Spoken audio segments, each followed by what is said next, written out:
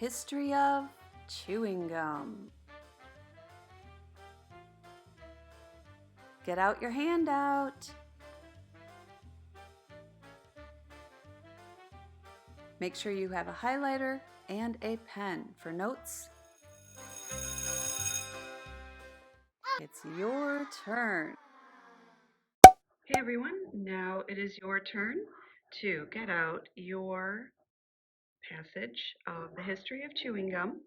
And what I want you to do is I want you to go through the steps just like I have shown you in previous videos, and highlight, organize where the questions are. But I want you to add one more question to the end, and that is to write a summary about this passage. So you're going to tell about the main points and an overall summary of what this article or passage is about. Start with the slides that talk about. Review the slides before you read, as you read, and as you respond while you do this.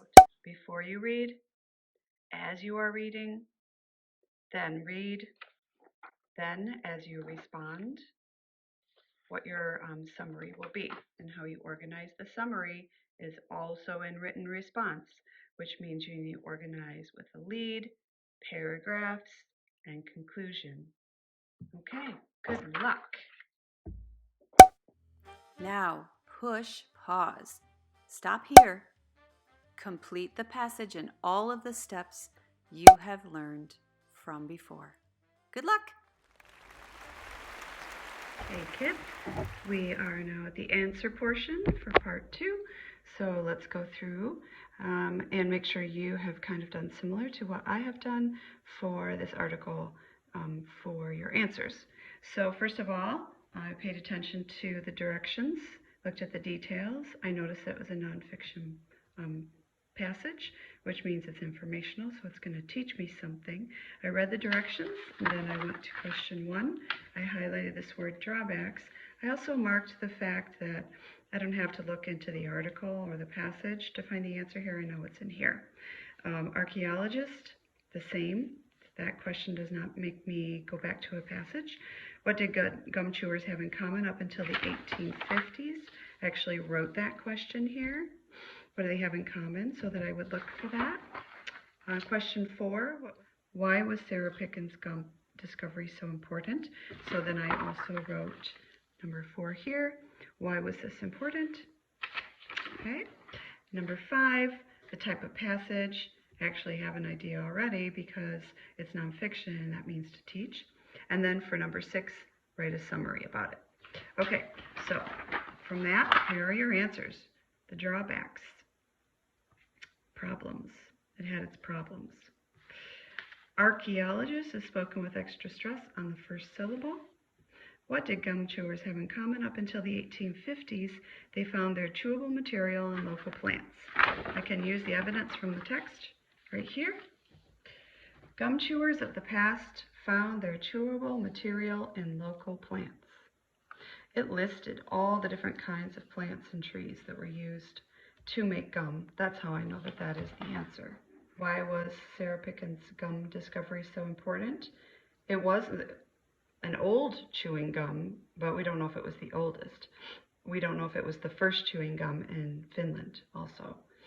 We don't know about it being near the oldest birch tree. It doesn't really mention that.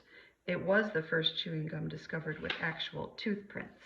And as far as that information, she discovered a 5,000-year-old blob of bark tar from a birch tree. It doesn't say the tree was old.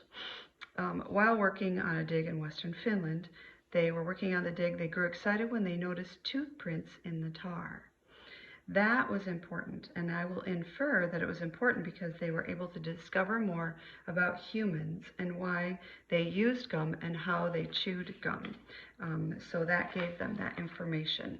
So the tooth prints, actually, I'm inferring that because there were tooth prints in there, they were able to understand more about the humans during that time. This passage type is nonfiction. It's meant to explain or inform.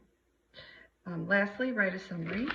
And as you organize, it's important to have a lead, a paragraph with support, another paragraph support, and then a closing or the conclusion that ties back to the lead. So this is what mine lists. I could have also listed some additional details here about that people believe chewing gum helped them improve their memory, helped keep their teeth clean. They believed it kept them more alert. I didn't add those details to this summary, but if you did, that would be okay also. So my lead is going to start with something interesting or a fact. Proof of chewing gum was found in Finland that was estimated to be about 5,000 years old. Imagine that. It was even more special because there were toothprints in the tar. Gum in the beginning was made out of plants, different than today's gum ingredients. So that's my lead. I also described what I was going to be explaining to everyone, beginning that it was made out of plants, different than today's gum ingredients. So those are the two things I'm going to explain in the paragraph. In the beginning of gum, it was made from different plants, like resin from the mastic tree in Greece, chicle from the sapodola tree in Mexico, and spruce trees in North America.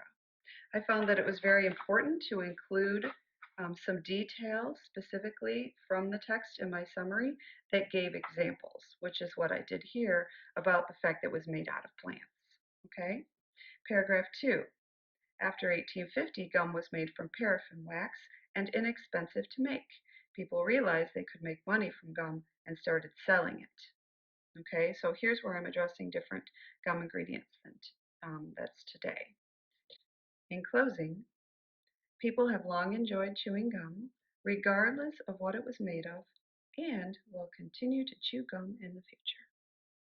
So there's my summary. I hope your points of your summary also have similar description. You could have more detail, of course, but try to stick with the main points when you're writing a summary.